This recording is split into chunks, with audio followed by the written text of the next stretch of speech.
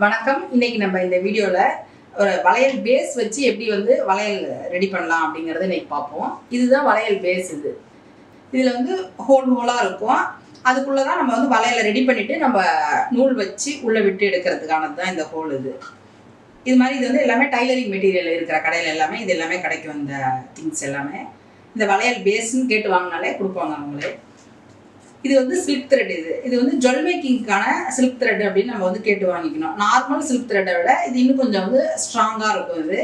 இது jewel making silk thread அப்படின்னு கேட்டாலே இது கொடுப்பாங்க. இது எல்லாமே இதுக்கு இது கியர் ஒயர் எடுத்துருக்குறோம். இது நான் இது ஒரிஜினல் முத்து இல்லை, இது நார்மலான சாதாரண மனிதன் எடுத்துருக்காது. நீங்கள் இந்த மைக்ரோ குவாலிட்டி வாங்கிட்டு வளையல் பேஸும் இது ஒரிஜினல் முத்துமே வச்சு நீங்கள் ரெடி பண்ணிட்டீங்கன்னா நல்லா ரொம்ப அழகாக இருக்கும். இதை நம்ம எப்படி கியர் ஒயரில் கோத்துக்கிட்டு அதுக்கப்புறம் நம்ம எப்படி அதை வைக்கலாம், ரெடி பண்ணலாம் அப்படிங்கிறத பார்க்கணும். இந்த வளையல் பேஸ்க்கு தேவையான அளவுக்கு நம்ம இந்த கியர் ஒயரில் கோத்துக்கலாம் அந்த மணியை. இதை இந்த சில்க் த்ரெட்லேயுமே கோத்துக்கலாம். இருந்தாலும் இதில் கொஞ்சம் இன்னும் கோத்துக்கிட்டோம்னா கொஞ்சம் ஸ்ட்ராங்காக இருக்கும் அப்படிங்கிறதுக்காக தான் இந்த கியர் ஒயரில் கோத்துக்கிறோம்.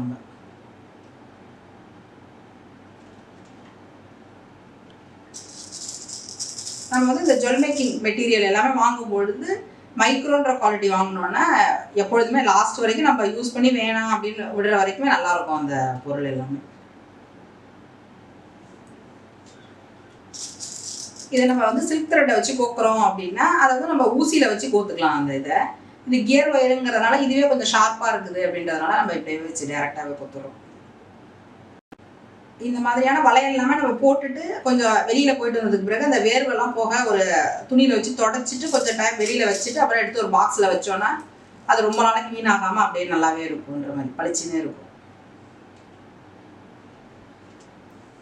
அப்படி கோத்துட்டு எல்லாமே கரெக்டாக இருக்கான்னு ஒரு டைம் செக் பண்ணி பார்த்துக்கலாம்.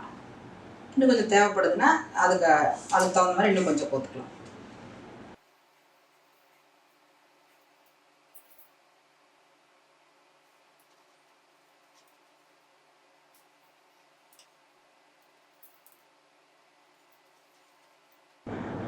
நம்மளுக்கு இப்போ இந்த அளவு கரெக்டாக இருக்குது. இந்த வளையல் பேஸில் வச்சு பார்த்தோன்னே இதை நம்ம நல்லா நாட் போட்டுக்கலாம்.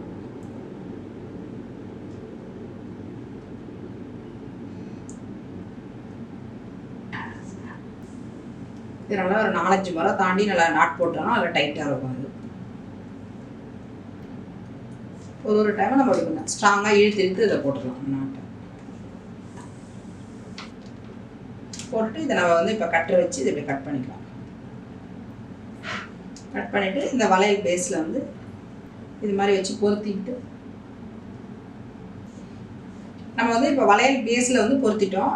இதை நான் உள்ளுக்குள்ளே விட்டு தைக்கிறதுக்காக இந்த மாதிரி 2 நூல் எடுத்துருக்கிறேன். இந்த ஊசியில் கோத்து வச்சுருக்கேன். அந்த நூலை அதை நம்ம உள்ளுக்குள்ளே இருக்கிற இந்த ஹோல் வழியால்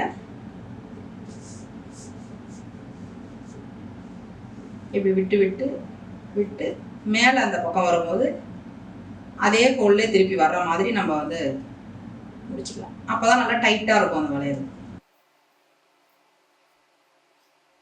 இதே மாதிரி அப்புறம் அடுத்த ஹோல்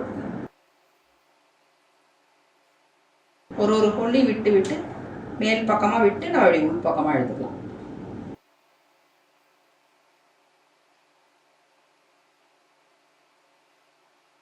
ஒரு டைம் அந்த நூலை இழுக்கும்பொழுது நம்ம கொஞ்சம் அப்படியே ஸ்ட்ராங்காக கொஞ்சம் இப்படி லைட்டாக இப்படி இழுத்து விட்டுக்கலாம்.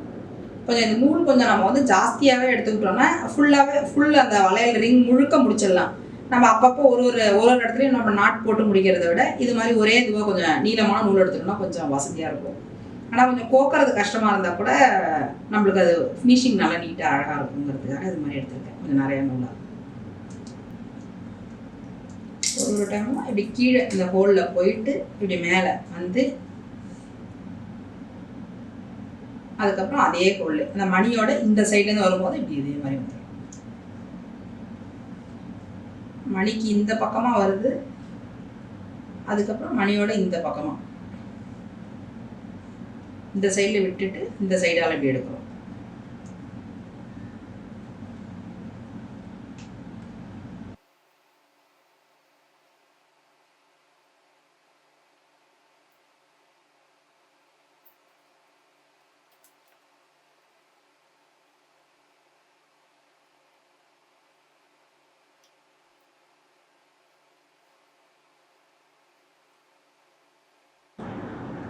இந்த ஹோல் வழியால் இப்படி விட்டுறணும். கீழால் இந்த ஹோலில் விட்டுட்டு இந்த பக்கம் மணியில் இப்படி வந்து அது மேலே மணியோட இந்த சைடால் வந்து இது கீழ்ப்பக்கமாக விட்டுக்கிறோம்.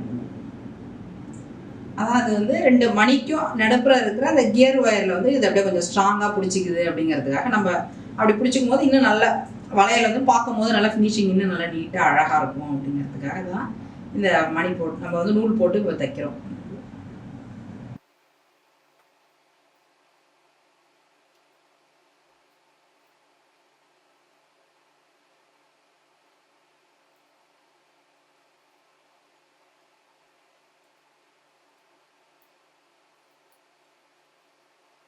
நம்ம இப்போ வந்து எல்லாமே கடைசி இப்போ முடிக்கிற அந்த ஹோல்ட்ட வந்துட்டோம்.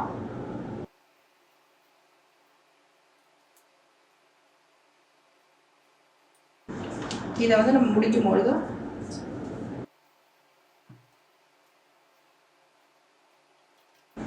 அது கீழே வராத அளவுக்கு ஒரு 2-3 நாட் போட்டு நம்ம அப்படியே முடிச்சிடலாம்.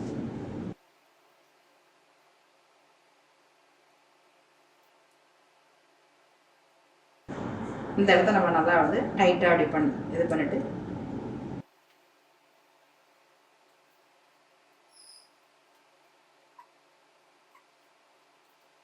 இப்போ நம்ம முடிச்சிட்டோம்னா நல்லா டைட்டாக இருக்கும். உங்களுக்கு இந்த கீழே இருக்கிற அந்த நூல் தெரிய வேணாம் அப்படின்னா கொஞ்சோண்டு அப்படியே ஃபேப்ரிக் க்ளூ அப்படியே ஒட்டி வச்சுக்கிட்டோன்னா நம்மளுக்கு கையில் போடும்போது எந்த ஒரு உறுத்தலோ எதுவும் இல்லாமல் இருக்கும். அந்த அதுக்காக லைட்டாக வந்து கொஞ்சோண்டு அந்த ஃபேப்ரிக் க்ளூ அப்படி தடவிக்கலாம் நம்ம அந்த கம். இப்போ நம்ம பேஸ் வச்சு ஒரு அழகான வளையல் எப்படி செய்யலாங்கிறத ஸ்டெப் பை ஸ்டெப்பாக பார்த்தோம்.